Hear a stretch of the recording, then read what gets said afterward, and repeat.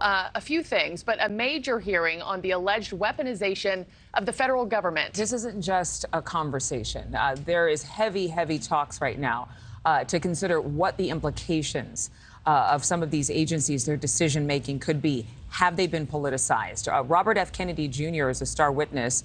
His statements on COVID-19 and vaccines, which have frequently been taken down. His Instagram account was shut down for quite some time, for years, because of his opinions about COVID, reinstated when he became a candidate for the Republican nomination for the presidency. Republicans are saying that amounts to censorship. But in a joint letter, over 100 Democrats calling RFK Jr.'s most recent claims about COVID vaccines, quote, anti-Semitic and anti-Asian. However, House Republicans refusing to bow to mounting pressure to keep him away from the microphone today. White House correspondent Allison Harris has more on all of this. Allison, never a dull moment.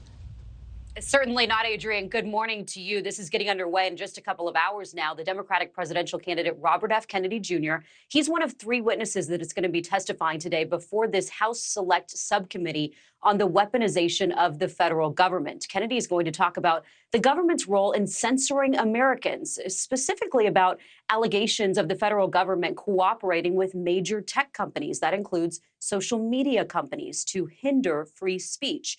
Instagram, as you guys were talking about, that has in the past removed Kennedy Jr.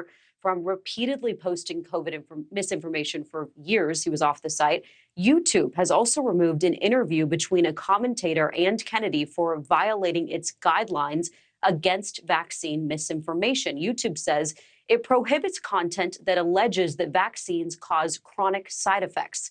Some Democratic representatives have sent a letter to House Speaker Kevin McCarthy, as well as Representative Jim Jordan, who chairs this committee, urging them not to invite Kennedy to testify today because of these comments that he made at a dinner over the weekend, falsely claiming that COVID ethnically targeted certain groups while sparing Jewish people and Chinese people. The representatives writing in a letter, quote, Mr. Kennedy has repeatedly attacked two groups that have long been subject to deadly discrimination. His own credibility as a witness is non-existent.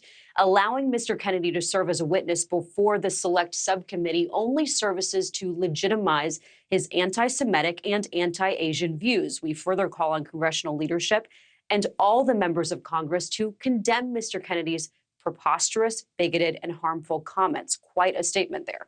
Jewish groups are also calling his comments anti-Semitic and dangerous as well. Kennedy, meanwhile, he's defending his comments. He says that this dinner was supposed to be off the record and that he was instead referring to a study that serves as proof of concept for ethnically targeted bioweapons.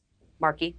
All right, Allison Harris, thanks so much. Thank you for watching. Go to newsnationnow.com to find NewsNation on your television provider. And don't forget to click the red subscribe button below to get more of NewsNation's fact-driven, unbiased coverage.